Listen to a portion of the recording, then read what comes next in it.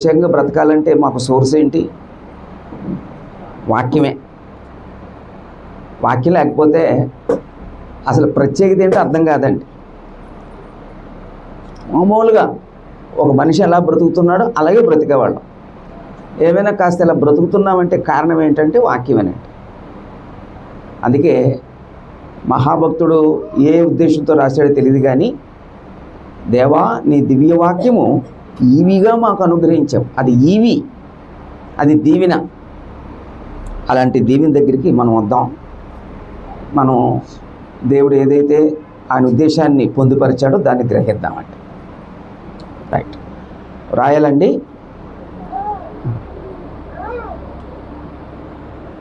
ఈరోజు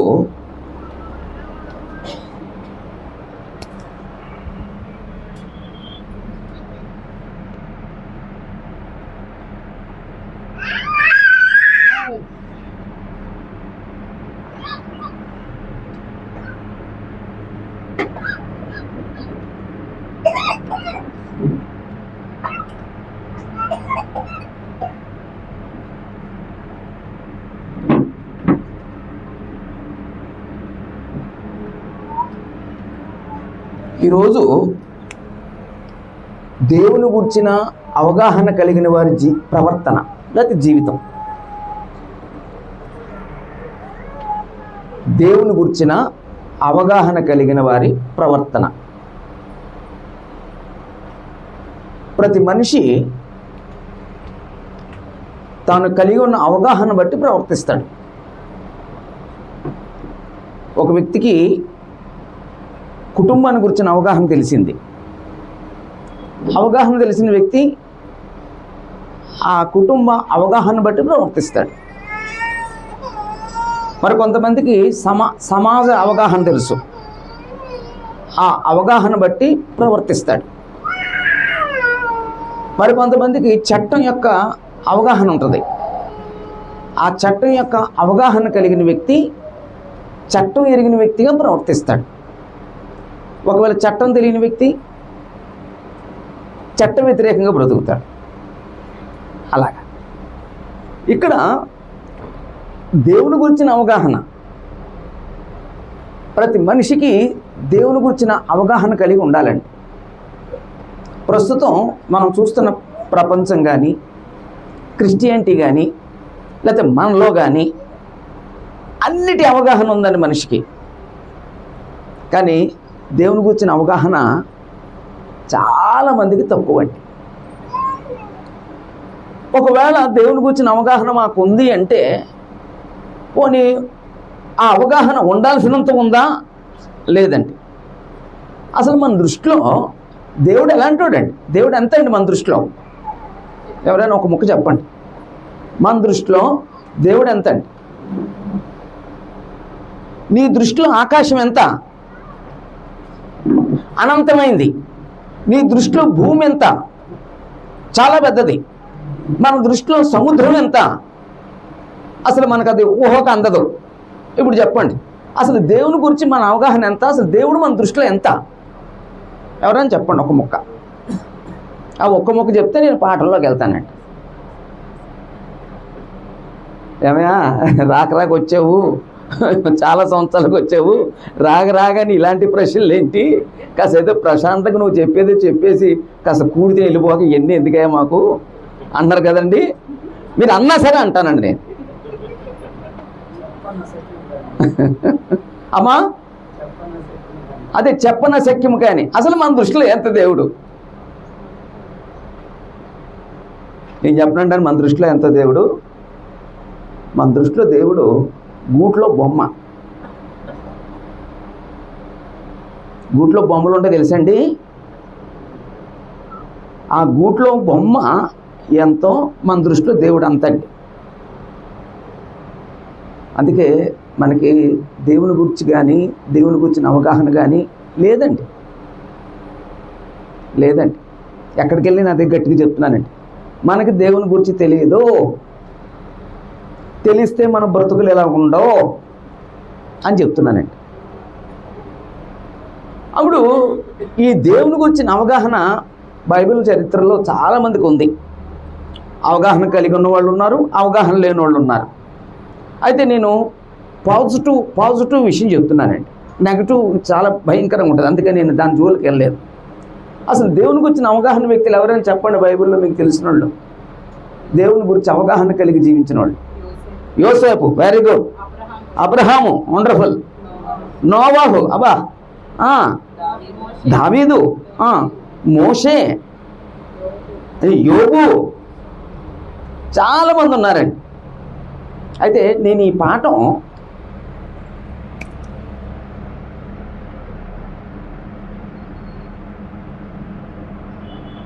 హన్నా జీవితం నుండి తీసుకున్నానండి. అమ్మా, హన్నా జీవితం ఎక్కడ ఉంటుందండి? బైబిల్లోనే ఉంటుంది. బైబిల్లో ఎక్కడ? మొదటి సమయాలు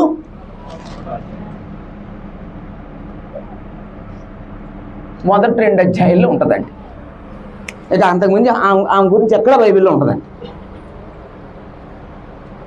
అప్పుడు నేను ఒకసారి స్టడీ చేస్తున్నానండి. అన్న ఈ 2 అధ్యాయాలు చదివి అసలు ఆ దేవుని గురించి ఎంత అవగాహన ఉందో చదివానండి. ప్రతి మాటను చదివానండి. ప్రతి వచనాన్ని యాడ్ చేస్తే దేవుని గురించిన అవగాహన 30 పాయింట్లు వచ్చినాయండి. ఏదో ఆషామాషిగా రాలేదండి. అది ఆ వచనం చూపించానండి. ఆ వచనం చూసి ఈ మాటను బట్టి దేవుని గురించి ఇలాంటి అవగాహన ఉంది, ఇలాంటి అవగాహన ఉంది, ఇలాంటి అవగాహన ఉంది, అలాగనమాట. మీరు ఎవరైనా ఒకవేళ మొదటి సమూయేలు చదివి మొదటి 2 అధ్యాయాలు చదివి హన్నాని హెడ్డింగ్ పెట్టి దేవుని గురించి ఎలాంటి అవగాహన ఉందో ఒకసారి రాయండి. ఎవరు రాస్తారమ్మా? 1, 2, 3 మీరు సగమే రాస్తారమ్మా. 3, 3 రాస్తారన్నారండి. మా సోదరులు చాలా బిజీ అండి, పురుషులందరూ చాలా బిజీ అండి, అసలు భూమి మీద లేరండి వాళ్ళు. అందుకని వాళ్ళు ఎవరు చేతులు ఎత్తలేదండి. రాయరండి. నమస్కారం పెడతారు నాకు. అది ఓకే. 4 రాస్తారటండి. మళ్ళీ దేవుని చిత్తం అయితే నేను బతుకుంటూ వస్తాను, అప్పుడు చూపించండి. థ్యాంక్ యూ అమ్మా. అసలు మామూలుగా లేవండి. ఎలాంటి అవగాహన కలిగి బ్రతుకుందో నేను చదివితే నాకు మతిపోయిందండి. ఇంత అవగాహన అంత చిన్న జీవితంలో అనిపించిందండి. అప్పుడు ఆ అవగాహన కలిగి ఉంది కాబట్టి అలా ప్రవర్తించింది. ఇప్పుడు మన ప్రవర్తనకు వద్దాం. ప్రవర్తన ఎప్పుడు దేన్ని బట్టి ఆధారపడి ఉంటుంది? మన వ్యక్తిత్వాన్ని బట్టి ఆధారపడి ఉంటుందండి. అంతే కదండి. ఇప్పుడు ఒక వ్యక్తి చెడ్డోడు అంటున్నాం, దేన్ని బట్టి అంటున్నామండి? అతని వ్యక్తిత్వాన్ని బట్టి. ఎందుకంటే ఆ వ్యక్తిత్వం ఆ చెడ్డ ప్రవర్తన కలిగి ఉన్నాడు కాబట్టి అతని వ్యక్తిత్వం చెడ్డది. ఒకవేళ మంచోడైతే మంచి వ్యక్తిత్వం, చెడ్డోడైతే చెడ్డ వ్యక్తిత్వం. మంచి వ్యక్తిత్వం కలిగిన వ్యక్తి మంచిగా ప్రవర్తిస్తాడు, చెడ్డ వ్యక్తిత్వం కలిగిన వ్యక్తి చెడ్డగా ప్రవర్తిస్తాడు. అంటే వ్యక్తిత్వాన్ని బట్టి ప్రవర్తన ఉంటుందండి. అప్పుడు ఈ వ్యక్తిత్వం ఎలా ఏర్పడుతుంది? సమాజం బట్టి ఏర్పడుతుంది, పరిసరాలు బట్టి ఏర్పడుతుంది, సంస్కృతిని బట్టి ఏర్పడుతుంది, కుటుంబాన్ని బట్టి ఏర్పడుతుంది, పెంపకాన్ని బట్టి ఏర్పడుతుంది ఆ వ్యక్తిత్వం. అందుకే వ్యక్తిత్వం చాలా మంచిదండి, మనిషికి చాలా ముఖ్యమండి. వ్యక్తిత్వం లేకపోతే పశువు కంటే హీనమైనవాడు అనమాట. పశువుకి వ్యక్తిత్వం ఉండదు, అది పశువు ప్రవృత్తి. వ్యక్తిత్వం మనిషికి ఉంటుందండి. కాబట్టి ఆ వ్యక్తిత్వం ఆధారం చేసుకున్న దాన్ని బట్టి వ్యక్తిత్వం ఏర్పడి ప్రవర్తిస్తాడు. ఇక్కడ హన్నా దేన్ని ఆధారం చేసుకుంది? తన బ్రతుకులో దేవుణ్ణి ఆధారం చేసుకుందండి. దేవుణ్ణి ఆధారం చేసుకోబట్టే ఆమె అలా ప్రవర్తించింది. దేవుణ్ణి ఎలా ఆధారం చేసుకుంది? ఆయన గురించిన అవగాహన కలిగి ఉండి ఆయనపై ఆధారపడింది. అందుకే ఆమె జీవితంలో అలా ప్రవర్తించింది.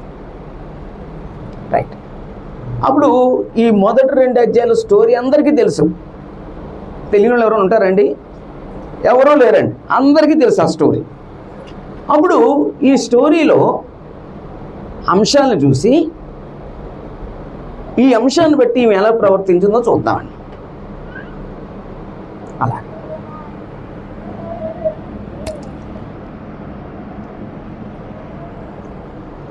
అప్పుడు అంశం ఏంటి అంటే,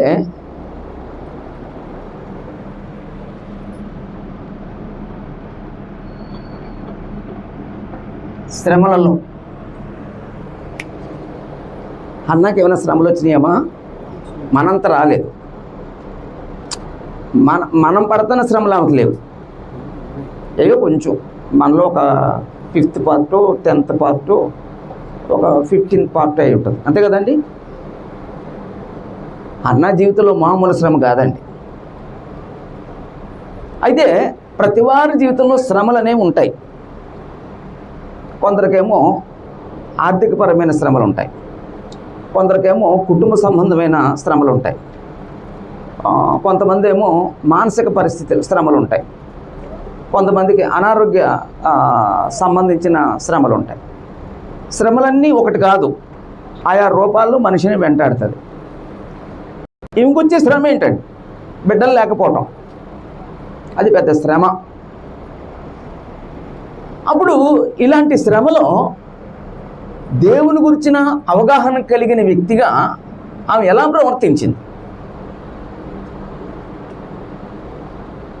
ప్రవర్తించింది? ఒకవేళ మనకే శ్రమలు ఉన్నాయి, అవి ఆర్థికపరమైనవి కావచ్చు, కుటుంబ సంబంధమైనవి కావచ్చు, అనారోగ్యపరమైనవి కావచ్చు, ఏదైనా కావచ్చు.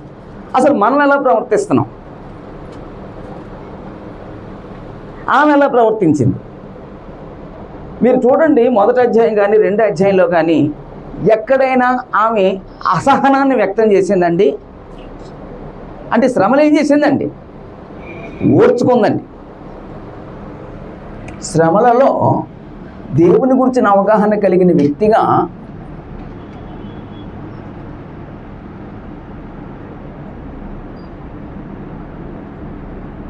ఓర్చుకొనుట,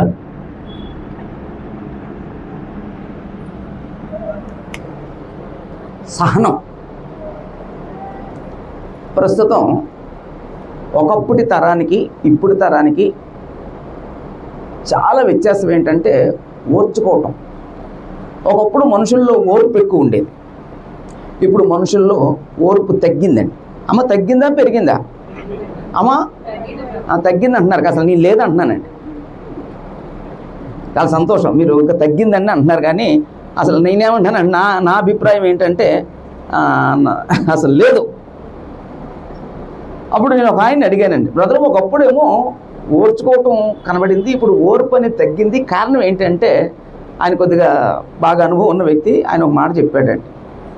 ఒకప్పుడు మనుషుల్లో శారీరక శ్రమ ఉండేది, ఇప్పుడు శారీరక శ్రమ లేదు. ఒకప్పుడు పేదరికం ఉండేది, ఇప్పుడు పేదరికం లేదు. ఒకప్పుడు లిమిట్తో కొలతతో బ్రతికేవాడు మనిషి, ఇప్పుడు లిమిట్ కాదు, అన్లిమిటెడ్ అయ్యింది. ఒకప్పుడు ఎక్కడో నీళ్లు తేవటానికి ఎక్కడికో వెళ్ళి తెచ్చుకునేవాడు మనిషి, ఇప్పుడు ఇంట్లో స్విచ్ చేస్తే నీళ్ళు వస్తున్నాయి, స్విచ్ చేస్తే గ్రైండర్ ఆడుతుంది.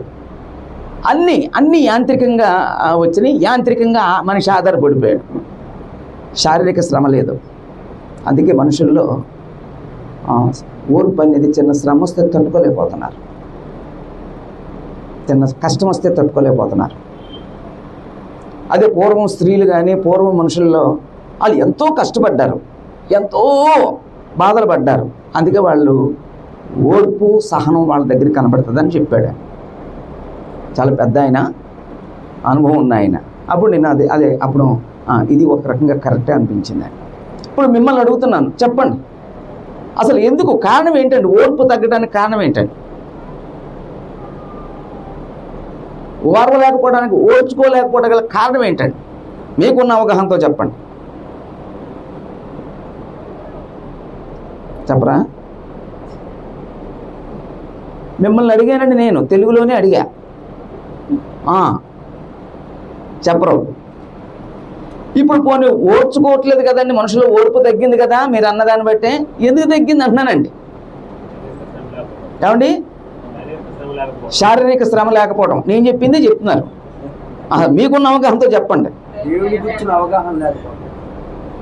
అంటే సహోదరులు చెప్తున్నారు, దేవుణ్ణి నమ్మలేదు,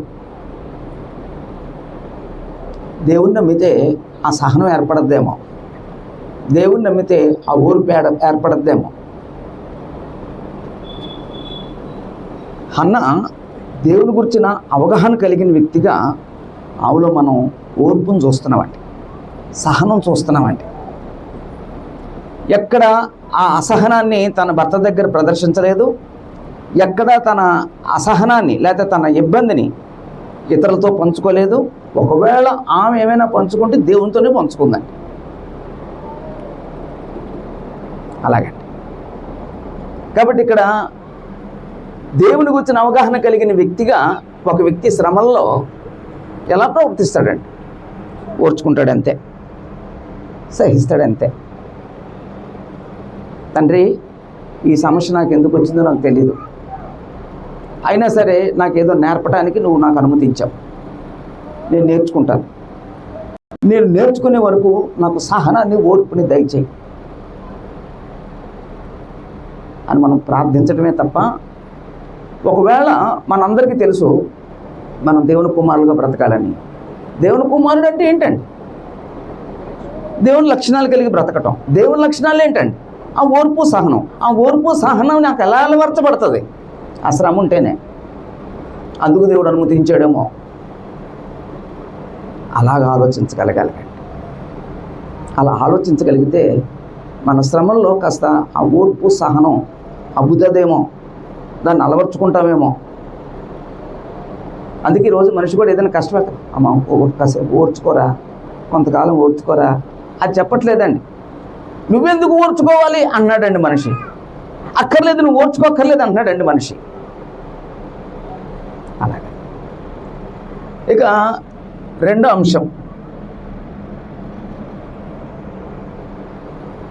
అంశానికి వస్తే,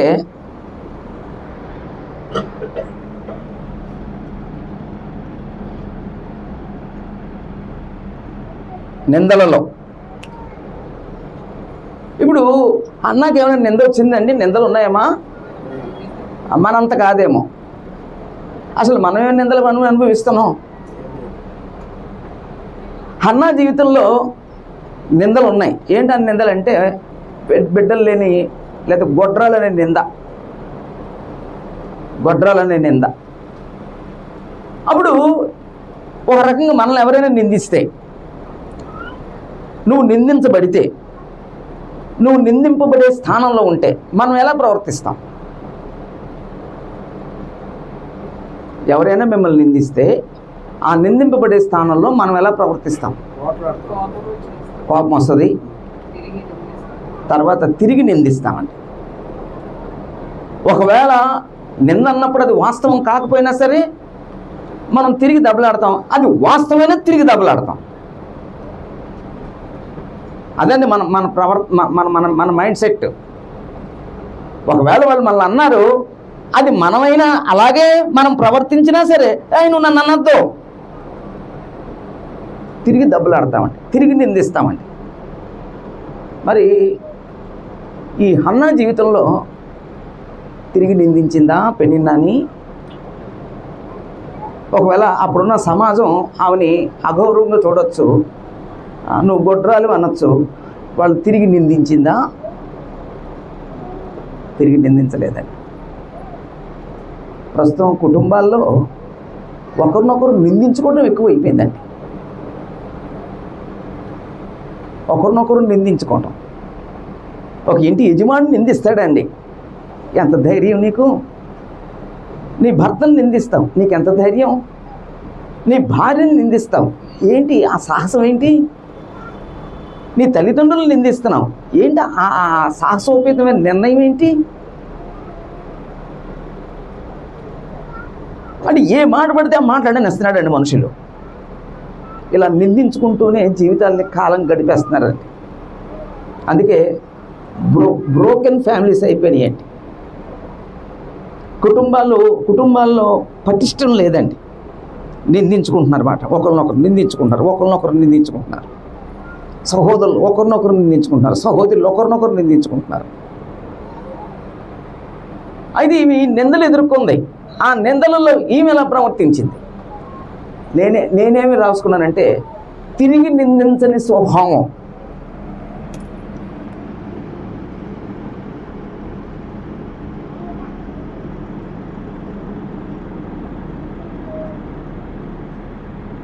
తిరిగి నిందించలేదు, లేకపోతే తిరిగి నిందించని స్వభావం. ఎందుకు నిందించలేదు? చేతకాక. ఎందుకు నిందించలేదు? బలం లేక. ఎందుకు నిందించలేదు? నోరు లేక, మాటలు రాక. మరి ఎందుకు నిందించలేదండి? అవును, దేవుని గురించిన అవగాహన కలిగి ఉందంతే. యేసు దగ్గరికి వస్తే యేసు ఎవరిని నిందించారండి? ఎవరిని నిందించలేదండి. ఆఖరికి పాపం చేత పట్టబడిన స్త్రీని అనేకులు నిందించి రాళ్ళు రువ్వటానికి ప్రయత్నిస్తున్నప్పుడు నీతిమంతుడైనటువంటి యేసు ప్రభు ఆమెను నిందించలేదు, ఒక్క రాయి కూడా వేయలేదండి. అదండి యేసు ప్రభు. అలాంటి యేసు ప్రభు మనకు కనబడుతున్నాడా?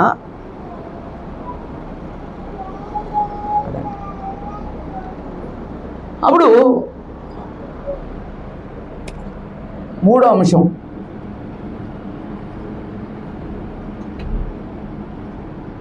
దుఃఖంలో.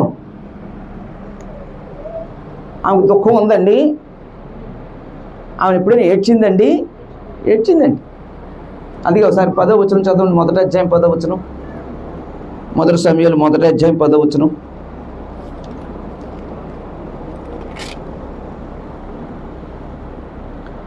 బహుదుఃఖాక్రాంతురాలై వచ్చి యెహోవా సన్నిధిని ప్రార్థన చేయుచు బహుగా ఏడ్చెను. ఆమెకు దుఃఖం ఉంది. ఈరోజు మనకి దుఃఖం ఉంది, మనం ఏడుస్తాం.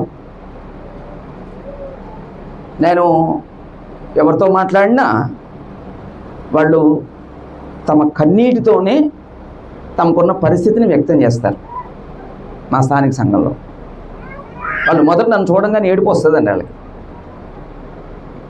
వాళ్ళ పరిస్థితిని తమ కన్నీటి ద్వారా వెల్లడవుతుంది అన్నమాట. అప్పుడు పరిస్థితి నాకు చెప్పను, నేను అడగను, వెంటనే ఒకటే చెప్తాను, అమ్మ ధైర్యంగా ఉంటు.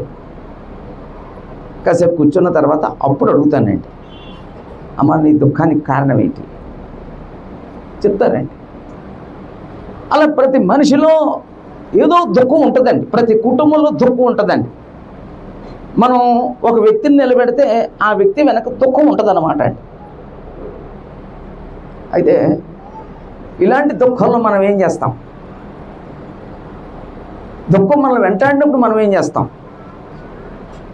మన దుఃఖంలో మనం మనుషుల మీద ఆధారపడతాం, లేకపోతే మనుషుల వంక చూస్తాం, మనుషులతో చెప్పుకోవాలనిపిస్తుందండి. మంచిదే, కాదంటలేదు, మనుషులతో చెప్పుకోవచ్చండి. కానీ నేనేమంటానంటే అందరికీ చెప్పొద్దు అంటానండి. నేను అందరికీ చెప్పొద్దు అంటాను. అప్పుడు ఈ హన్న తన దుఃఖాన్ని ఎంతమందితో షేర్ చేసుకుని ఉంటుందండి?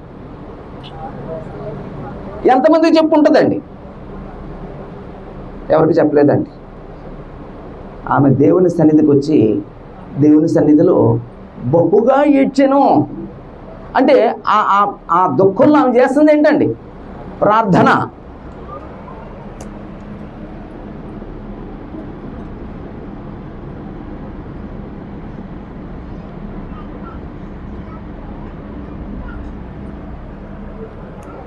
అంటే ఈ స్టేట్మెంట్స్ రాస్తానండి, ఎందుకంటే ఆ స్టోరీ మీకు తెలుసు కాబట్టి. ఆమె ప్రార్థన చేసిందండి. కారణం ఆమెకి దేవునికి వచ్చిన అవగాహన ఏంటండి? అక్కడ దేవునికి వచ్చిన నాకు ఉన్న అవగాహన ఏంటండి? నా దుఃఖాన్ని ఆయన చూస్తున్నాడు, నా దుఃఖం ఏంటి ఆయనకి తెలుసు. ఇంకొక నమ్మకం ఏంటి తెలుసండి? నా దుఃఖాన్ని ఆయనే అర్థం చేసుకుంటాడు, మనిషి అర్థం చేసుకోడు. ఇప్పుడు మీరు మనిషి దగ్గరికి వెళ్ళండి, మనిషి దగ్గర ఏడవండి, నిన్ను అర్థం చేసుకునే వాళ్ళు ఉంటారమ్మా? నిన్ను అర్థం చేసుకోగలరా నీ దుఃఖాన్ని? ఒకవేళ చేసుకుంటారేమో, నాకు తెలియదు. ఒకవేళ దేవుడు చేసుకున్నంతగా చేసుకుంటాడా? చేసుకోలేడండి. దేవుడు అర్థం చేసుకోగలుగుతాడండి. ఆయనకి తెలుసండి, ఆయనకి తెలుసండి. అందుకే ఆ అవగాహనతో ఆమె దేవుని మందిరానికి వెళ్ళింది. ఆ అవగాహనతో దేవుని సన్నిధిలో ప్రార్థన చేసిందండి. అదండి దేవుని గురించిన అవగాహన కలిగిన వ్యక్తి. మనకి ఏదైనా దుఃఖం ఏర్పడితే అసలు ప్రార్థనకు రావడం మానేస్తామండి. మనం ప్రార్థనకు రావడం మానేస్తామండి, ప్రార్థన చేసుకోవడం మానేస్తామండి, వాక్యం చదవడం మానేస్తామండి. అసలు సహవాసం మానేస్తామండి. కొన్నిసార్లు దేవుడి మీద అలుగుతామండి. దేవుడు ఏం చేశాడు నీ దుఃఖానికి?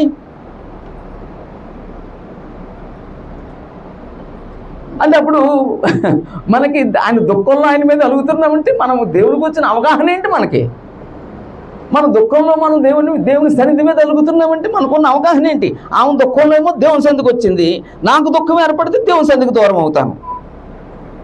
అదెక్కడిది?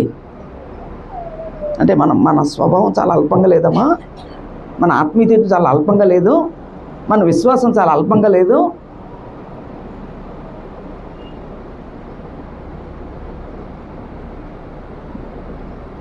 ఆమె దుఃఖంలో ప్రార్థన చేసిందండి. మరొక అంశం చూద్దామండి.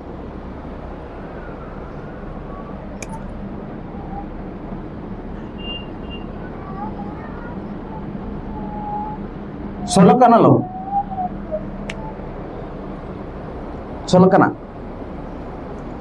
ఆమె చులకన చేయబడిందామా? అన్న చులకన చేయబడిందా? ఎవరి దగ్గర అండి? పెనిన్న దగ్గర చులకన చేయబడిందండి. దేని బట్టి చులకన చేసిందండి ఆవిడ? దేని బట్టి చేసిందంటే తనకు కలిగి ఉంది ఇతరులకు లేదని చెప్పి తాను కలిగి ఉన్న దాన్ని బట్టి లేని వ్యక్తిని చూసి చులకన చేసిందండి. ఈరోజు మనిషి ఎలా ప్రవర్తిస్తాడండి? అలాగే ప్రవర్తిస్తాడండి. ఎప్పుడు కూడా నీకు కలిగిన దాన్ని బట్టి లేని వ్యక్తిని చూసి ఎన్నడూ చులకన చేయొద్దండి. ఎన్నడూ చులకన చేయొద్దండి. ఒకవేళ ఇక్కడ నేను ఒక మాట చెప్తానండి. కుటుంబంలో ఇద్దరు వ్యక్తులు ఉన్నారు. ఇద్దరు వ్యక్తుల యొక్క శారీరక స్థితి, మానసిక స్థితి తేడా వేరుగా ఉంటుంది. ఒకరి శారీరక స్థితి బలంగా ఉంటుంది, ఒక శారీరక శక్తి బలహీనంగా ఉంటుంది.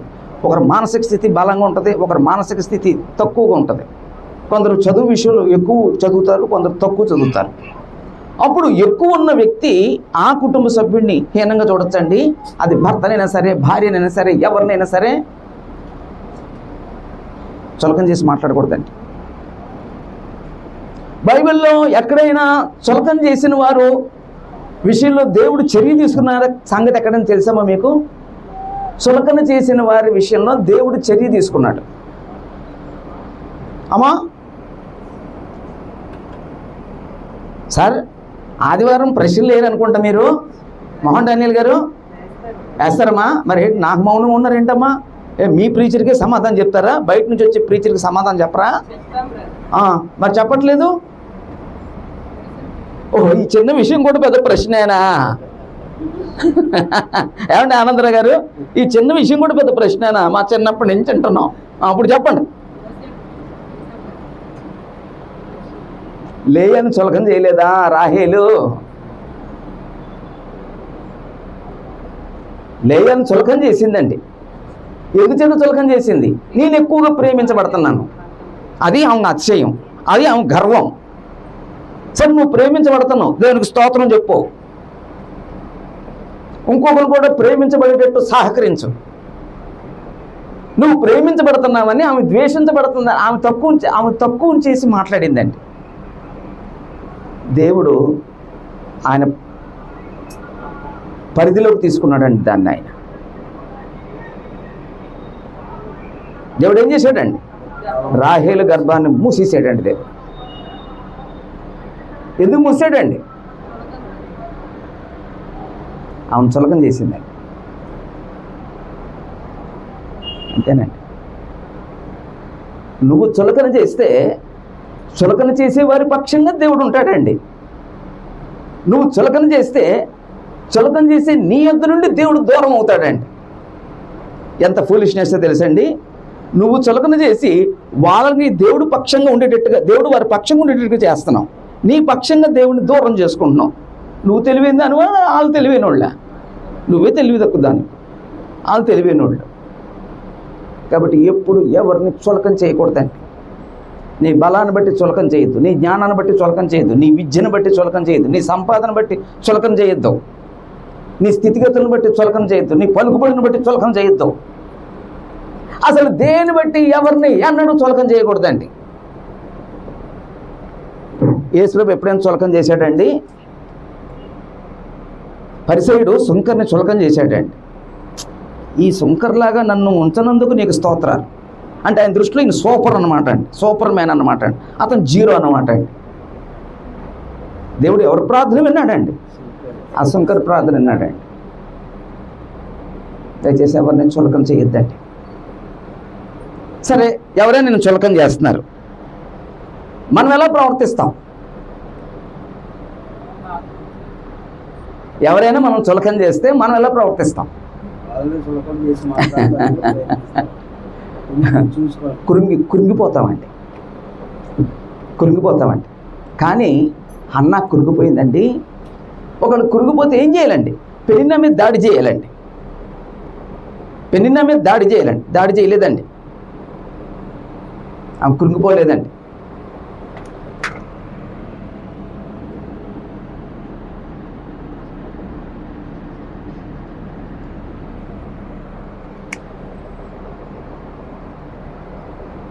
అంటే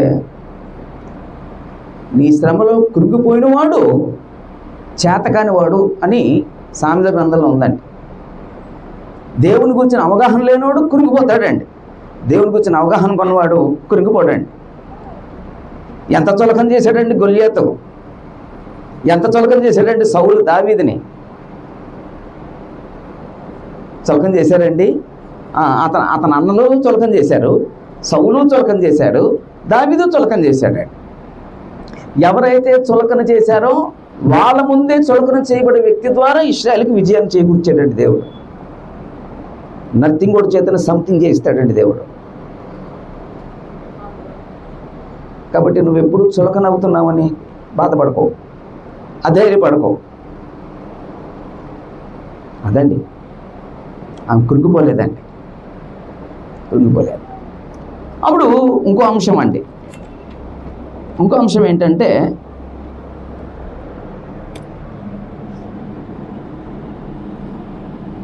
నిరాధారణ. నిరాధారణ అంటే ఆదరణ లేదు. ఆమెకున్న శ్రమలో ఆమెను ఎవరు ఆదరించగలరు? అమ్మా అలా కాదు, ఇంకో మాట చెప్పండి. అమ్మా భర్త ఆదరించాలండి. భర్త ఎవరండి? ఎల్కానా. ఎల్కానా ఆదరించాడండి, ఆదరించాడండి. నీకు 10 మంది కుమారుల కంటే నేను ఎక్కువైన కానా? అదేంటండి? ఆదరణ అండి. ఒక రకంగా ఆదరణ. ఆయనకి బాధ ఉండొచ్చు బిడ్డలు లేరే అని, కానీ ఆయనకి ఏంటంటే ఆమె కురిగిపోకూడదు, ఆమెను ఆదరించాలి. కాబట్టి నీకు 10 మంది పిల్లల కంటే నేను ఎక్కువని కాదా, 10 పిల్లలతో సమానం అంటాడండి. అయినా సరే ఆమెకు ఆదరణ లేదు. అప్పుడు ఒకవేళ మన జీవితంలో నిరాధారణ ఉంది, కొన్నిసార్లు మన పరిస్థితుల్లో మనల్ని ఆదరించేవారు ఎవరు అని నిరాధారణకి గురవుతాం. ఒకవేళ మన జీవితంలో ఏదైనా నిరాధారణ ఎదురైతే మనం ఎలా ప్రవర్తిస్తాం? మనం ఎలా ప్రవర్తిస్తాం? మనం నిరాధారణకి గురైనప్పుడు, ఆదరణ లేనప్పుడు మనం ఎలా ప్రవర్తిస్తాం? ఒకటి, మొట్టమొదటిది కోపం వచ్చేద్దండి. 2 దుఃఖం ఏర్పడద్దండి. 3 దేవుడి మీద అలుగుతామండి. దేవుడే నాకేం చేశాడు? కానీ అన్న దేవుని గురించిన అవగాహన కలిగిన వ్యక్తిగా తన నిరాధారణలో ఎలా ప్రవర్తించిందంటే దేవునిపై ఆధారపడిందండి.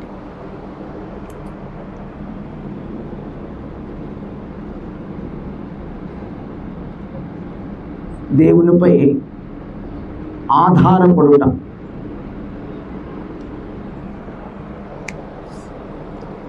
ఇక్కడ మాత్రం నాకు దావీదు గుర్తుకొస్తాడండి. కీర్తన 3వ కీర్తన 5వ వచనంలో, కీర్తన 3వ కీర్తన 5వ వచనంలో ఏమంటాడండి? యెహోవా నాకు ఆధారము, నేను పండుకొని నిద్రపోయి మేలుకొందును. 10,000 మంది దండెత్తి వచ్చి మోహరించినను ఏ అపాయమునకు భయపడను. దావీదు నిరాధరణలో ఉన్నాడా, ఆదరించబడే స్థితిలో ఉన్నాడా? నిరాధరణ అండి, ఆదరణ లేదండి. ఎక్కడి నుంచి ఆదరణ లేదండి? తన కుటుంబంలో ఆదరణ లేదు. కుటుంబంలో ఆదరణ లేదని కొడుకే తరుముతున్నాడండి ఆయన, అబ్షాలోం. కుటుంబం ఆదరించాలి బయట శ్రమ వస్తే, కానీ కుటుంబంలో ఆదరణ లేకపోతే దిక్కెవరండి? దేవుడు. ఒకవేళ ఆయన పరిస్థితిలో ఇప్పుడు ఆయనకి దిక్కెవరండి? ఎవరు లేరు. కన్న కొడుకే అతన్ని చంపడానికి ప్రయత్నిస్తున్నాడు. నిరాధరణ. ఒక పక్క బయటకు వచ్చేస్తేనేమో శత్రువులు ఆయనపై ఎప్పుడు దాడి చేస్తారో, ఎవరు దాడి చేస్తారో తెలియదు. నిరాధరణ. అడవిలో ఉన్నాడు. అడవిలో ఆధారం ఎవరు? ప్రమాదం వస్తే ఆ జంతువుల మధ్య ఉండాలి. ప్రమాదపు అంచుల్లో ఉన్నాడండి. అదేం కథ కాదండి, అది కథ కాదు. ఏదో చెప్పుకుంటేనే కథ కాదు, అది పులి మేక కథ కాదు, అది వాస్తవం. అలాంటి సమయంలో అంటున్నాడండి దావీదు, యెహోవా నాకు ఆధారం. నేను పండుకొని నిద్రపోయి మేలు పొందను. 10,000 మంది దండెత్తి వచ్చి మోహరించినను నేను ఏ అపాయానికి భయపడను. ఏంది ఆయన ధైర్యం ఏంటండి? ఏ ఆయుధాన్ని నమ్మి ఆయనకి ధైర్యం? ఏ సైన్యాన్ని చూసి ఆయనకి ఆ ధైర్యం? యెహోవాను నమ్మాడండి. అంటే మనం మాట అంటానికి ఏదో అపహాసంగా ఉన్నప్పటికీ అది వాస్తవం అండి. నేను భయపడ్డాను. పండుకొని నిద్రపోయి మేలుకుంటాడటండి. పండుకుంటారు కానీ నిద్ర రావాలిగా. చాలామంది పండుకుంటారు కానీ నిద్ర రాదు. నిద్ర లేని రాత్రులు ఎవరైనా గడిపారమ్మా శ్రమలో? మీ గుండ్రోళ్ళకి అసలు నిద్ర ఏంటమ్మా? అసలు మీకు అసలు మీకు దుఃఖమే ఉండదు. 24 hours పడుకుంటారు, మీరు నిద్రపోతారు, అంతే కదండి. పండుకుంటాం కానీ నిద్ర రాదండి. కళ్ళంతా నీళ్లు కారుతూనే ఉంటాయండి ఆ దుఃఖంతోనూ ఆ శ్రమతోనూ. నిద్ర లేని రాత్రులు గడుపుకుంటామండి. కానీ దావీదు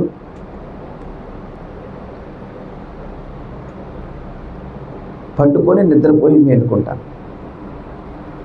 కారణం ఏంటంటే దేవునికి తెలియకుండా ఒక అపాయం నా ఎద్దకు వస్తుందా? ఒకవేళ అపాయం నా దగ్గరికి రావాలంటే ఆయన దాటి రావాలి.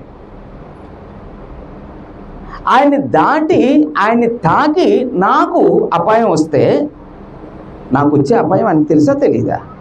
తెలిసిన ఆయన అపాయం నా దగ్గర రానిస్తాడా? ఆయన అనుమతి లేనిది ఏదైనా నా జీవితంలోకి అనుమతిస్తాడా? ఆయన అనుమతి లేకుండా నా జీవితంలో ఏదైనా ప్రవేశిస్తుందా?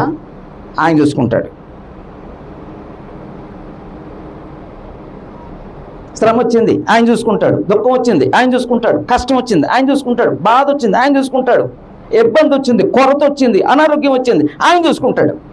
ఆయనకి తెలియకుండా ఏది రాదుగా నా జీవితంలో. ఒకవేళ నా కన్న తండ్రి ఉంటే నాకు అపాయం వస్తే ఆయన చూస్తూ ఊరుకుంటాడా? ఒకవేళ ఆ కన్న తండ్రి అయినా ఊరుకోవచ్చు, తన శక్తి సామర్థ్యాన్ని బట్టి. సామర్థ్యం లేకపోవచ్చు, లేదా ఉన్నా సరే పట్టించుకోకపోవచ్చు. కానీ సృష్టికర్త ఆ విశ్వాసాన్ని పెంచుకోవాలి. అలాంటి అవగాహన వచ్చినప్పుడు నిరాధరణలో మనిషి ఎలా బతుకుతాడండి? ధైర్యంగా బతుకుతాడండి, దావీదులా బతుకుతాడండి. ఇక్కడ హన్నా కూడా అదేనే, దేవునిపై ఆధారపడిందండి. ఆమె నాకు దేవుడు గర్భఫలం ఇవ్వలేదు, నాకు నిందలు వచ్చినాయి, నాకు ఇన్ని బాధలు వచ్చినాయి, నేను ఎందుకు వెళ్ళాలి ఆయన సన్నిధికి, నేను ఎందుకు ఏడవాలి ఆయన దగ్గరికి వెళ్ళి, నేను ఎందుకు ప్రార్థన చేయాలని అనుకుంటే, మనం అనుకుందాం, ఒకవేళ అనుకుంటే చెప్పరా, ఒకవేళ అనుకుంటే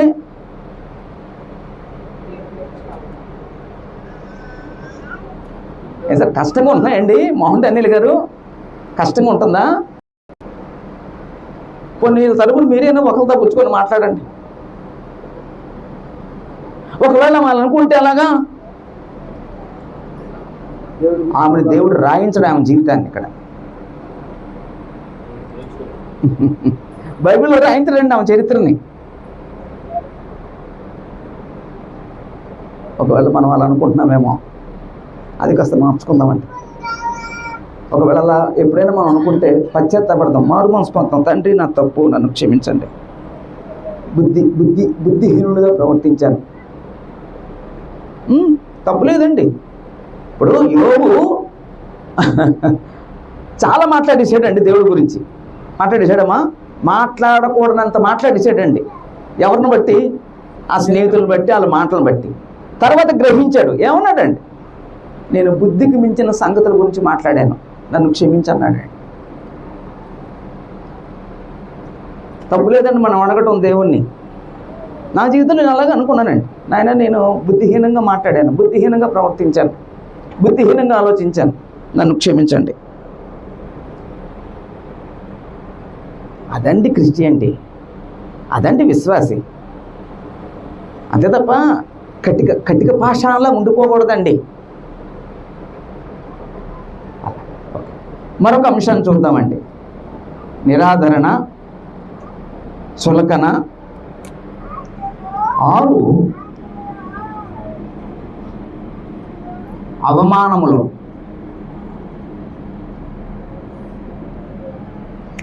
అంటే చులకనేమో వాళ్ళ స్థితిని చూసి కంపేర్ చేసుకోవటం, అవమానం ఏమో తక్కువ చేసి మాట్లాడటం, అలాగనమాట.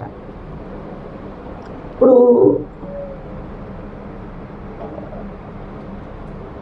చులకన చేసి అవమానించిన వాళ్ళు ఎవరైనా ఉన్నారండి బైబిల్లో? హాగరండి. తన యజమానురాలు తనకు ఒక స్థితిని ఇస్తే ఆ స్థితిని ఆమెని ఏం చేసిందండి? ఆ స్థితిని బట్టి ఆమె ఆనందించగా లేని స్థితిని చూసి ఉన్న ఈమె శారాని చులకన చేసిందండి. అలాగండి. తర్వాత అవమానం. ఇక్కడ అవమానం ఎదుర్కొందండి. ఇవి పెన్నినా దగ్గర నుంచి అవమానం ఎదుర్కొంది. అలాగే అందరి దగ్గర నుంచి అవమానం ఎదుర్కొందండి. ఇక్కడ కూడా ఈ అవమానం ఒకసారి లిటరల్గా చూద్దామండి. అవమానాలు ఎదుర్కొందో 15-16 వచనాలు చదవండి. 15-16 వచనాలు. అన్న 17 అంటే 14 అక్కర్లేదు, 15. అన్న అది కాదు, నా ఎలినవాడా, నేను మనోదర్కం గలదాన్న ఉన్నాను. నేను ద్రాక్షరసమునైనను మద్యమునైనను పానమైనను చేయలేదు, కానీ నా ఆత్మను యెహోవా సన్నిధిని కుమ్మరించుకొనుచున్నాను. నీ సేవకురాలు నన్ను పనికిమాలిన దానిగా ఎంచొద్దు. అత్యంతమైన కోపకారణను బట్టి బహుగా నిట్టూర్పులు విడుచుతూ నాలో నేను దీన్ని చెప్పుకుంటుంటిని. అంటే దేవుని సన్నిధిలో ప్రార్థన చేసుకుంటుంది దుఃఖముకురాలై. అక్కడ దైవజనుడు ఎవరండి? ఏలి ఆమె నోరును కనిపెడుతున్నాడండి. అప్పుడు నోరును కనిపెడితే ఆయనకు అనుమానం వచ్చిందండి. నేను చాలాసేపు అలాగే మోకరిస్తుందేంటి? ఏమైనా ద్రాక్షరసం తాగిందేమో. అప్పుడు నీ దగ్గర నుంచి నీ ద్రాక్షరసం తీసేయి అన్నాడండి ఆమెని. నిజంగా ఆమె త్రాగిందండి, కానీ అక్కడ ఏమన్నాడండి? ఏలి తీసేయి అన్నాడండి. అది అవమానం కాదండి? అవమానమేనమ్మా కాదా? అవమానమేనండి. అప్పుడు ఎవరినైనా అవమానిస్తే మనం ఏం చేస్తామండి? మనం ప్రూవ్ చేసుకుంటామండి. నువ్వెవరు నన్ను అలాగంటారు, నేను అది కాదు అంటాను ట్రై చేస్తామండి. రేపు తిరిగి వాళ్ళని అవమానిస్తామండి, తిరిగి వాళ్ళ మీద దెబ్బలు ఆడతామండి. కానీ అన్న అక్కడ వాడిన పదం ఏంటండి?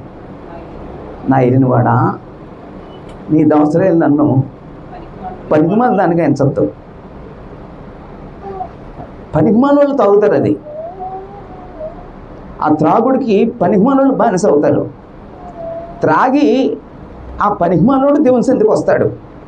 ఆ గుట్కాలు తిని పనికిమాలినోడు దేవుని సందికి వస్తాడు. ఆ సిగరెట్లు తాగి ఆ మందు త్రాగి పనికిమాలినోడు దేవుని సందికి వస్తాడు. నేను పనికిమాలిన దాన్ని కాదు, అలా పనికిమాలిన దానిగా ఎంచొద్దు. ఇప్పుడు ప్రపంచానికి త్రాగుతున్న వ్యక్తికి హన్నా చెప్తున్న మాట ఏంటండి? నువ్వు పనికిమాలినవి. అంతేనండి.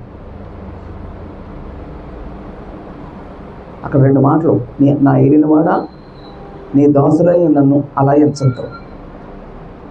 అంటే ఈ అవమానంలో దేవుని గురించిన అవగాహన కలిగిన వ్యక్తిగా ఆమె ఎలా ప్రవర్తించిందండి? నేను నేను నేను నేను నేను గుర్తించింది ఏంటంటే తగ్గించుకుంటాను.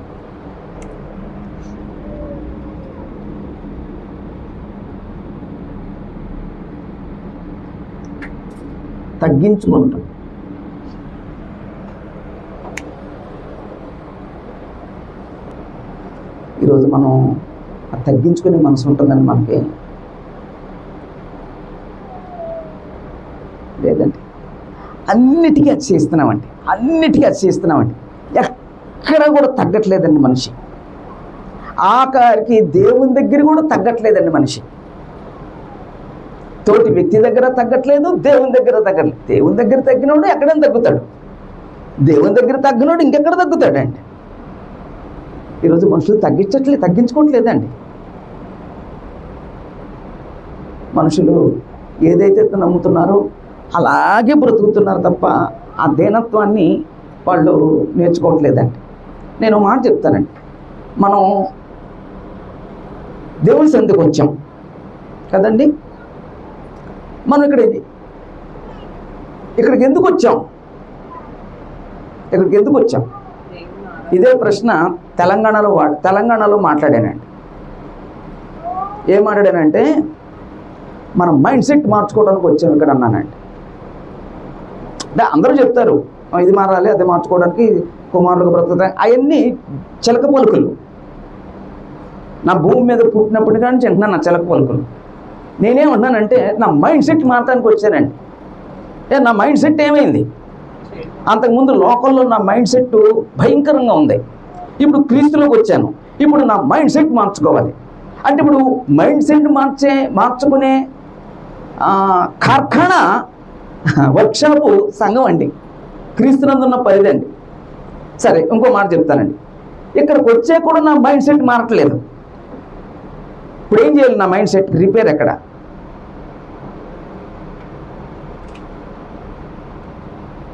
అర్థం కాలేదనుకుంటా. నా మైండ్ సెట్ మార్చుకుంటే ఇక్కడికి వచ్చాను, నా మైండ్ సెట్ మారట్లేదు.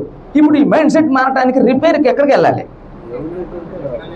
అమ్మా, ఎక్కడా లేదు. ఉదాహరణకి మన దగ్గర బండి ఉంది, బళ్ళు రిపేర్కి వెళ్తాయి. రిపేర్కి వెళ్ళి వర్క్షాప్లో అవి బాగు చేసి మళ్ళీ బయటకు వస్తాయి. ఇక్కడ ఏ షోరూంలోనూ ఏ రిపేరు అవ్వట్లేదు. ఇప్పుడు దాన్ని ఏం చేస్తాం? అమ్మా, స్క్రాప్కి వెళ్ళిపోతాయండి. ఇప్పుడు చెప్పండి, అంతేనండి.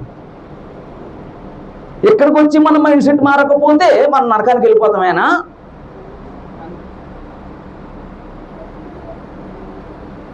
అసలు ఒకసారి ఆలోచించండి, నా మైండ్ సెట్ ఏమైనా మారుతుందా? ఒకప్పుడు ఎలా ఉన్నాను, ఇప్పుడు ఎలా ఉంటున్నానని ఆలోచిస్తున్నామా? ఇప్పుడు దేవుడు లోకాన్ని చూసి అసహించుకుంటాడు. ఆ తర్వాత ఆయన రాజ్యమైన సంఘాన్ని చూసి ఆనందిస్తాడు. ఇక్కడ కూడా లోకంలో బ్రతికితే ఇక ఆయన ఆనందించే ప్లేస్ ఎక్కడ? ఎవరు చూసి ఆయన ఆనందించాలి, ఎవరు చూసి ఆనందించి ఆయన భరించాలి. అందుకే మొన్న పాట చెప్పానండి ఏలూరులో, దేవుని దీర్ఘశాంతాన్ని తృణీకరించద్దు. దేవుడు దీర్ఘశాంతం ఎందుకు వహిస్తున్నాడంటే, నిన్ను భరించడానికి ఎందుకు భరిస్తున్నాడంటే, ఎందుకు సహిస్తున్నాడంటే నువ్వు ఇలాగే బ్రతకటానికి కాదు. ఒకనొక సమయం ఇస్తాడు, ఆ తరుణంలోపు నువ్వు మార్చుకోకపోతే తన దీర్ఘశాంతాన్ని తొలగిస్తాడు. జాగ్రత్త. అప్పుడు దేవుడి సంగతుల గురించి ఎవడు భయపడతలేదండి. ఒకవేళ ఎవరైనా దైవ సేవకులు వచ్చి చెప్పినప్పుడు ఈయన వస్తాడు, ఏదో చెప్పుకుంటాడు, ఆయన చెప్పాలి కాబట్టి చెప్తాడు, నేను వినాలి కాబట్టి వింటున్నాను అనే ధోరణితో బ్రతుకుతున్నారు తప్ప ఎక్కడ సీరియస్గా సిన్సియర్గా లైఫ్ని ఆలోచించట్లేదండి మనిషి. అదండి, ఆమె అవమానంలో తను తగ్గించుకుందండి. నా వెళ్ళినవాడా నన్ను అంత నీచమైన దానికి ఎంచొద్దు. అత్యంత కోపకారణను బట్టి నేను దేవునికి చెప్పుకొనుచున్నాను ఈ విషయాన్ని, నా బాధని, నా యొక్క సమస్యని. అంతే తప్ప నేను త్రాగలేదు. నన్ను పనికిమాలతో పోల్చొద్దు. నీ సేవకురాలి, నీ దోసరాలి. అయ్యి బాబాయ్, మరొక అంశం చూద్దామండి.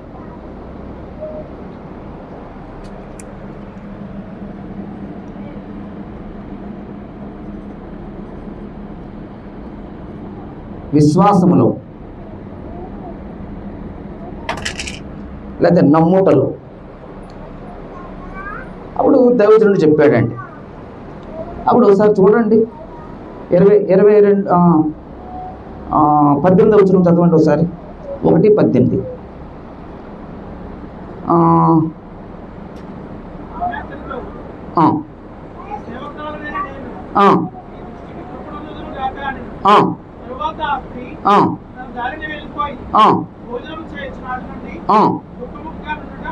ఏంటండి ఆ విశ్వాసం?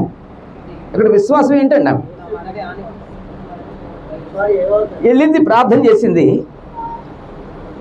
ప్రార్థన చేసి తర్వాత దైవజనమ్మ, దేవుడి యొక్క మీదట ఈ సంవత్సరాన్ని నీకు బిడ్డనిస్తాడు, నువ్వు వెళ్ళండి. యాక్చువల్గా మనం ఎలా ఉంటామంటే మన స్టాండర్డ్ అనే మాట అనకంటే నా స్టాండర్డ్ ఎలా ఉంటుందంటే, దేవుడు ఏదైనా చేస్తే అప్పుడు నేను నమ్ముతాను. అది నా విశ్వాసం స్టాండర్డ్. కానీ ఆమెకి దేవుడు చేయలేదు, చేస్తాడన్న నమ్మకంతో వెళ్ళిపోయిందండి. చేస్తానన్న నమ్మకం ఆమెలో ఉందని ఎలా చెప్పగలం? ఏడడం మానేసిందండి. అదండి ఆమె స్టాండర్డ్. అర్థమైందండి ఆమె స్టాండర్డ్. ఇచ్చిన తర్వాత ఇచ్చాడు అంటదా, ఇవ్వకముందే ఇచ్చేసాడు అనుకుందా? అంతేనండి. అది యేసు ప్రభువు వారిలో కనబడుతుందండి. 5 రొట్టెలు 2 చేపలు విరిచినప్పుడు 5,000 మందికి ఆహారం ఆయన పంచక మునిపే, తండ్రి నా మనవి వినినందుకు నీకు కృతజ్ఞతలు అన్నాడండి. ఇంకా 5,000 మందికి ఆహారం పెట్టలేదు. ఆయన నువ్వు నా మనవి విన్నావు అంటే నువ్వు ఈ కార్యం చేయబోతున్నావు. లాజరును బ్రతికించే సమయంలో కూడా తండ్రి నా మనవి వినినందుకు నీకు కృతజ్ఞతలు అన్నాడండి. ఇంకా బ్రతకలేదు కానీ నువ్వు బ్రతికిస్తావు, నువ్వు బ్రతికించేసావు, అందుకు కృతజ్ఞతలు. మన జీవితంలో కృతజ్ఞతలు ఎప్పుడు చెప్తాం అమ్మా? ఎప్పుడైనా ప్రార్థనా కూడలు ఎప్పుడు పెడతాం? ఎప్పుడైనా కృతజ్ఞతా కూడలు ఎప్పుడు పెట్టుకుంటాం? జరిగిన తర్వాత. ఎప్పుడు చెప్పుకుంటాం, నాయన మేము ఇలా అనుకున్నాం, ఇలా జరిగితే కనుక మా ఇంట్లో ఇలా పెడదాం అనుకుంటున్నాం, లేకపోతే ఈ మీటింగ్ పెడదాం అనుకుంటున్నాం, లేకపోతే ఈ కార్యక్రమం పెడదాం అనుకుంటున్నాం అంటామండి. ఏది జరిగితే. కానీ అక్కడ ఉన్న విశ్వాసం జరగకముందే, అది విశ్వాసం అండి. అది విశ్వాసం అండి. అప్పటి నుంచి దుఃఖపడడం మానేసిందండి. అప్పుడు దేవుని గురించి అనుకున్న అవగాహన ఏంటండి? దేవుడు ఇస్తాడు.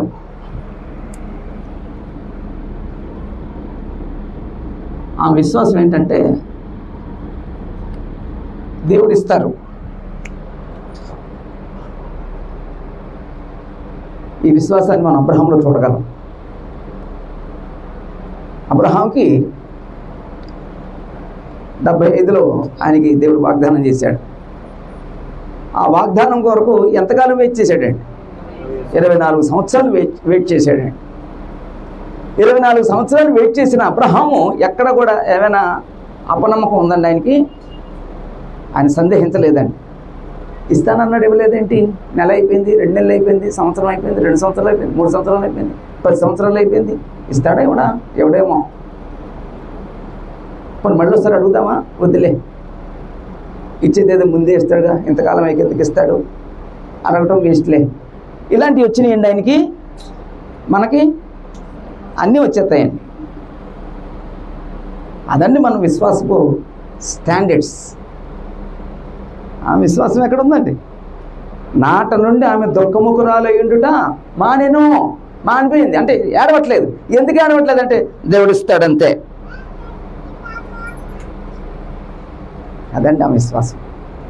దేవుని గురించి అలాంటి అవగాహన కలిగి ఉందండి. 8 8 ఏంటంటే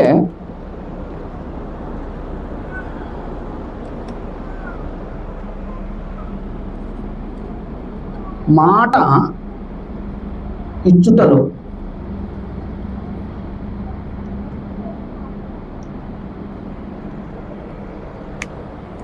ఆమె ఏమైనా మాట ఇచ్చిందమ్మా దేవునికి? ఏమిచ్చిందో? ఆమె మాట ఇచ్చిందండి. ఒకసారి 22 వచనం చదువుకుందాం. అయితే హన్న, బిడ్డ పాలు విడిచే వరకు నేను రాను. వాడు యెహోవా సన్నిధిని అగుపడి తిరిగి రాక అక్కడనే ఉండినట్లుగా నేను వాడిని తీసుకొని వద్దునని తన పెన్మిడితో చెప్పి వెళ్ళకయుండెను. అంటే వీళ్ళు వాడికి ఏంటంటే షిలోహుకి వెళ్ళాలి. షిలోహులో సాక్ష్య గుడారం ఉంది. అక్కడికి వెళ్ళి వాళ్ళు బలు అర్పించాలి, దేవుడిని ఆరాధించాలి. అది రెగ్యులారిటీ వాళ్ళ జీవితంలో. అంటే భక్తి గల వారి కుటుంబంలో అది రెగ్యులర్గా ఉంటుందండి. అంతేనండి, భక్తి కలిగిన కుటుంబంలో ఆరాధన రెగ్యులర్గా ఉంటుందండి. భక్తిహీనుడి జీవితంలో ఆరాధన రెగ్యులర్గా ఉండదండి. నచ్చితే వస్తాడు, నచ్చకపోతే రాడండి. అప్పుడప్పుడు వస్తాడు, ఇప్పుడు టైం ఉన్నప్పుడు వస్తాడు, బిజీ అయితే రాడు. అది మన భక్తిని వెల్లడి చేస్తుందండి. అప్పుడు అన్నాను అడుగుతున్నాడు, పద బిడ్డ తీసుకొని దేవుని సన్నిధికి వెళ్దామని. నేను రానంది. ఎందుకు రావు? నేను దేవునికి మాట ఇచ్చాను. దేవుడు నాకు అనుగ్రహిస్తే, ఈ బిడ్డను నాకు అనుగ్రహిస్తే దేవుని స్థితిలో నేను విడిచిపెడతాను. ఇతడు దేవుని సేవ చేస్తాడు అని నేను ఆయన మొక్కుకున్నాను. మగ బిడ్డను అడిగాను, అందుకే దేవుడు ఆ బిడ్డని ఇచ్చాడు. నేను దేవునికి మొక్కాను కాబట్టి పాలు విడిచే వరకు ఇతను నాతోనే ఉంటాడు. ఆ తర్వాత నేను దేవుని సన్నిధిని విడిచిపెడతాను. వాళ్ళకి దేవుని సన్నిధిలో సేవ చేస్తాను. ఒకవేళ ఇలా కూడా ఆలోచిద్దాం. ఒకవేళ దేవుడు ఇచ్చాడు, ఈమెదో మొక్కుకుంది. ఇచ్చిన తర్వాత మనసు మారే అవకాశం ఉంటుందమ్మా? మాట మార్చుకునే అవకాశం ఉంటుందా? ఉంటుందండి. ఎలా ఉంటుందమ్మా? అమ్మా, వెరీ గుడ్, దేవునికి స్తోత్రం. అదండి, అంతేనండి. బ్రదర్ చెప్పింది అంతే. ఏదో ఆ మాట వరుసకి ఏదో అనేసాము, అనంత మాత్రాన్ని అది చేసేస్తామా? ఏదో మన వెసులుబాటును కూడా చూసుకోవాలి. ఆయన దేవుడు కూడా తెలుసు కదా మన పరిస్థితి. బిడ్డను అడిగేసాము, మొక్కుకున్నాం, తిరిగి ఆయనకి ఇచ్చేస్తే ఆయన మాత్రం ఊరుకుంటాడా? ఎప్పుడో మాట ఇచ్చాను కదా. ఆ మనసు వస్తుందా? రాదా? వస్తుందా? అందుకే ప్రసంగి 5వ అధ్యాయంలో మంచి మాట అంటాడండి. 4-5 వచనాల్లో ఎవరైనా చదవండి. ప్రసంగి 5వ అధ్యాయం 4-5 వచనాలు. కీర్తన, సామెతి, ప్రసంగం. నువ్వు దేవునికి మొక్కుబడి చేసుకుని ఎడలా ఆలస్యం చేయొద్దు. ఎవరు ఆలస్యం చేస్తాడండి? బుద్ధిహీనుడు ఆలస్యం చేస్తాడండి.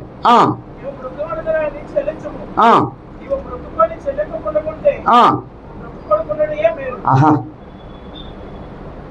మొక్కుబడి గురించి చెప్పిన మాట ఏంటండి? మొక్కుకొని చెల్లించకుండా నిర్లక్ష్యంగా ఉండటం కంటే అసలు మొక్కుకోవద్దు. మొక్కుకోకుండా ఉండటం కంటే మొక్కుకొని చెల్లించకుండా ఉండటం అది పాపంగా పరిగణిస్తాడు దేవుడు అండి. అంటే ఒక వచనం ఉంది, అది నేను తీను, కానీ అందులో ఒక మాట ఉంటుందండి. నువ్వు మొక్కుబడి చేసిన దాన్ని చెల్లించు. ఒకవేళ చెల్లించకపోతే దానిని దేవుడు ఏదో విధముగా రాబట్టబడవచ్చును, మరియు అది నీకు పాపము.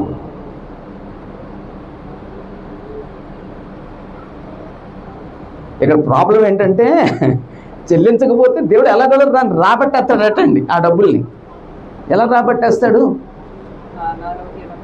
అంతే, నువ్వు ఏ డబ్బులు అయితే దాన్ని పట్టుకున్నావో దానిని వేరే దాన్ని ఖర్చు పెట్టేటట్టుగా దేవుడు చేస్తాడండి.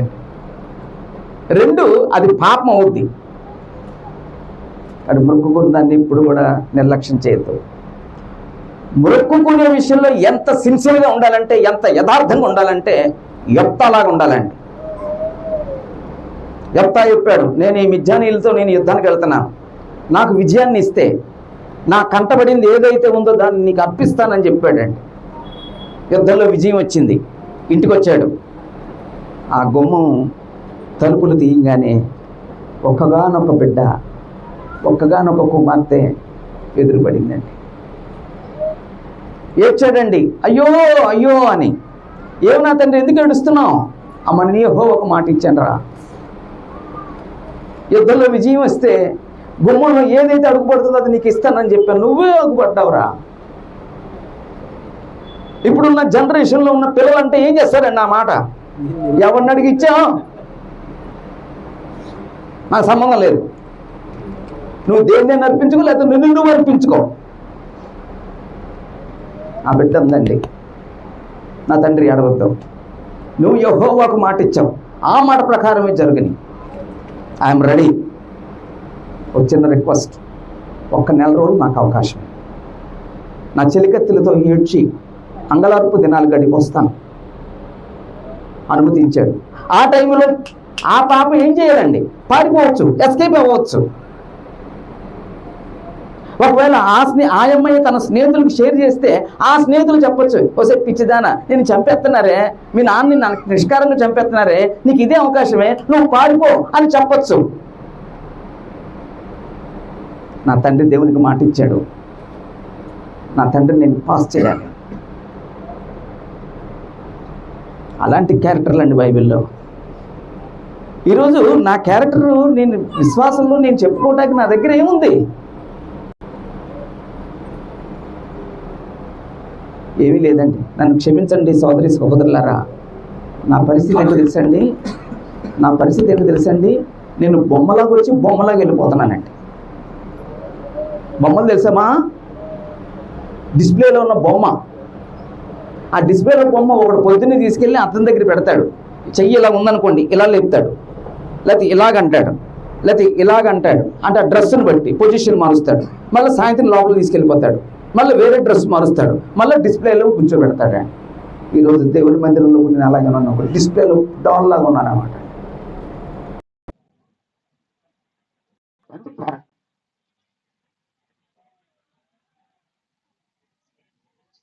మాట ఇచ్చటంలో ఆ ఏం చెప్పిందంటే ఆ మాట తప్పలేదు.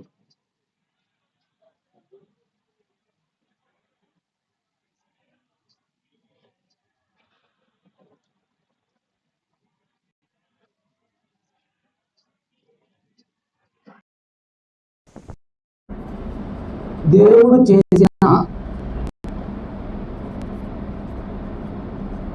కార్యములో దేవుడికి ఈమె కార్యం చేశాడు, ఈమె అవమానాన్ని తొలగించాడు. సరే ఇక్కడ చిన్న ఇంకో మాట చెప్పాను, ఇంకొక పాయింట్, దేవునికి మాట ఇచ్చి బిడ్డను ఇచ్చేసిందమ్మా, ఇచ్చేసిందండి. ఇచ్చేసినప్పుడు దేవుడు ఆమెకి ఎంత నష్టం చేశాడమ్మా? అమ్మా ఆమెకి ఎంత నష్టం చేశాడమ్మా? 5 సంతానాన్ని ఇచ్చాడండి దేవుడు.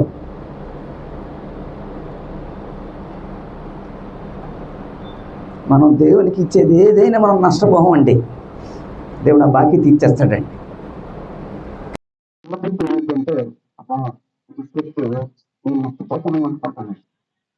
మనిషికి నచ్చిపోతావు, దేవునికి నచ్చిపోతావు.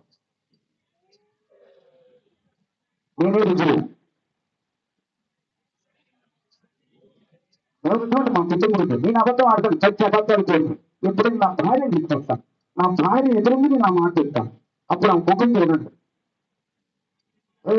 నేను అబద్ధాలు ఆడుతున్నాడు అనుకోండి. మేము అనుభవించామండి. మేము బిడ్డల కోసం ఆలోచించలేదండి, ఆ డబ్బులు ఉంటే బిడ్డలకి ఉపయోగపడుతుందండి, అయినా సరే ఆలోచించలేదండి. దేవుడు ఇస్తాడు, దేవునికి ఇచ్చేద్దాం. తరతరాలు మనం చచ్చిపోయినా సరే తరతరాలు చెప్పుకుంటారు. ఇక్కడ పలానా శ్రీనిబాబు గారు వాళ్ళ కుటుంబం ప్రయాసపడి ఇది నిలబెట్టారు, మనం ఇందులో ఆరాధించుకుంటున్నామని తరతరాలు ఆరాధించుకుంటారు. దేవునికి ఘనత మహిమ, మన కుటుంబానికి ఆశీర్వాదం అనుకున్నాం.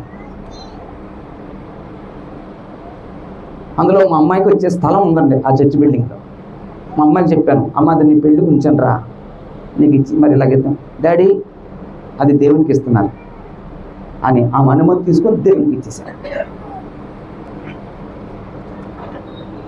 దేవుడికి ఇచ్చింది ఎక్కడికి పోదు.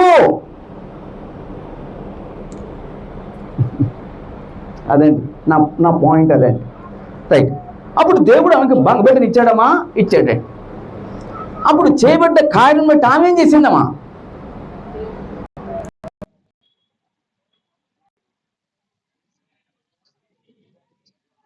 కృతజ్ఞతతో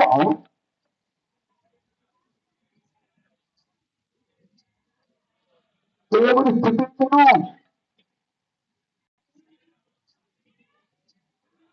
కృతజ్ఞత ఏముందండి?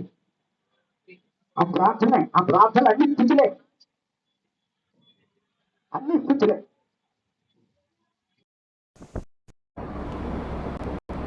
అదే నాకు ఇంకా 2 విషయాలు చెప్పాలి, అయితే నాకు టైం లేదండి. సరిగ్గా సరిపోయింది. ఇది దేవుని గురించిన అవగాహన కలిగిన హన్న ప్రవర్తన అంటే.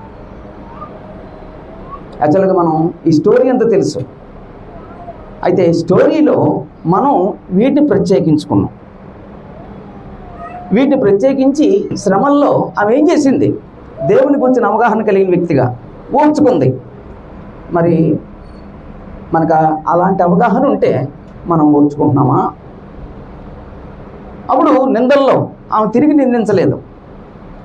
మరి దేవుని గురించిన అవగాహన కలిగిన మనం తిరిగి నిందించకుండా ఉంటున్నామా? దుఃఖంలో ఆమె దేవునికి ప్రార్థన చేసింది అవగాహన కలిగిన వ్యక్తిగా. మరి దేవుని గురించిన అవగాహన కలిగిన వ్యక్తులుగా మన దుఃఖంలో దేవుని ప్రార్థన చేస్తున్నామా? ఇంకా దేవుని మీద అలుగుతున్నామా? ఆమె చులకన చేయబడింది, ఆ చులకన ఆమె కృంగిపోలేదు. దేవుని గురించిన అవగాహన కలిగిన వ్యక్తులుగా మనల్ని ఎవరైనా చులకన చేస్తున్నారా? మనల్ని ఎవరైనా తక్కువ చేస్తున్నారా? మనం కృంగిపోతున్నామా? కృంగుదల నిరాశకు దారితీస్తుందండి. నిరాశ నిర్లిప్తతకి దారితీస్తుందండి. నిర్లిప్తత వైరాగ్యానికి దారితీస్తుందండి. ఈరోజు చాలామంది ఆత్మహత్యలు చేసుకుంటున్నారు. ఎందుకు చేసుకుంటున్నారండి?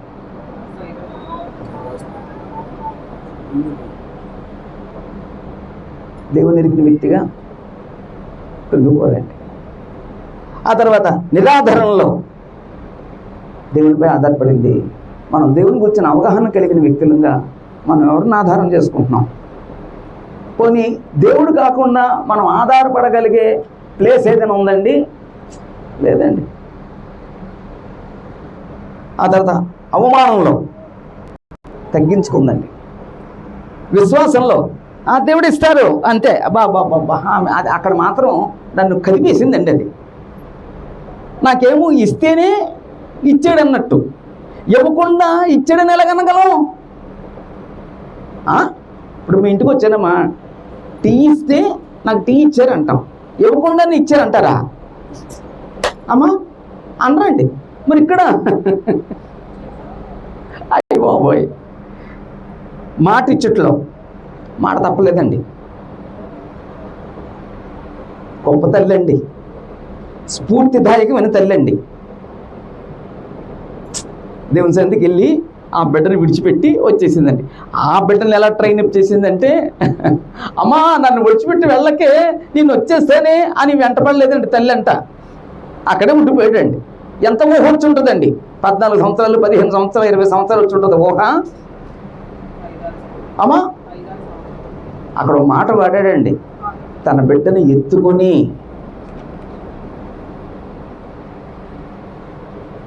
అంటే చంకలో ఉన్న బిడ్డ అన్నమాట అండి. ఏం సిద్ధపరిచిందండి బిడ్డని? ఈరోజు నీ బిడ్డల్ని ఎలా సిద్ధపరుస్తున్నావు? నీ ఇంటి వారిని ఎలా సిద్ధపరుస్తున్నావు? నిన్ను నువ్వు ఎలా సిద్ధం చేసుకుంటున్నావు? ఆ తర్వాత దేవుడు చేసిన కార్యాలన్నింటికి కృతజ్ఞతతో దేవుని స్తుతించిందండి.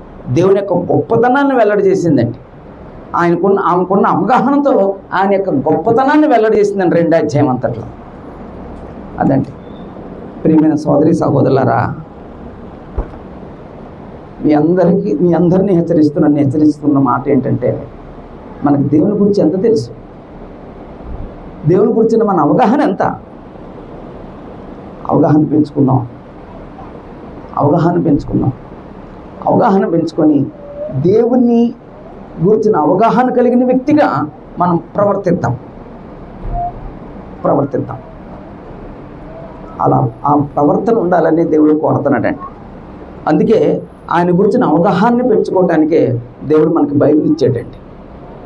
66 పుస్తకాలను ఇచ్చాడండి. అందుకే సంఘాన్ని ఏర్పాటు చేశాడండి. బైబిల్ క్లాసులు ఏర్పాటు చేశాడండి. ప్రత్యేక కూడికలు ఏర్పాటు చేశాడండి. దీనికి ఎవరూ గైర్హాజరు కావద్దండి.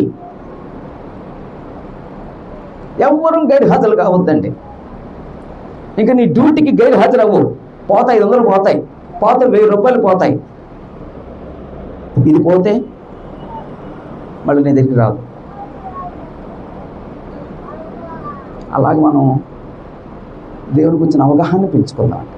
మన బిడ్డలకు పెంచుదామండి. హన్నాలాగా బ్రతుకుదామండి. హన్నా ఇక్కడ నిలబడి ఏం చెప్పుద్దండి? ఇప్పుడు మనందరికీ ఏం చెప్పుద్ది?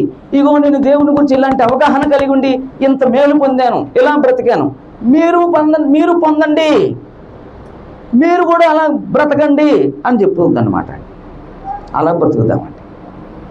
అందరికీ వందనాలండి. నాకు అవకాశం ఇచ్చిన సోదరులు మోహన్ డానియల్ గారికి, అలాగే స్థానిక సంఘానికి నా వందనాలు తెలియజేస్తూ ఈ మాటలు ముగిస్తున్నాను. అందరికీ ప్రత్యేకంగా వందనాలండి.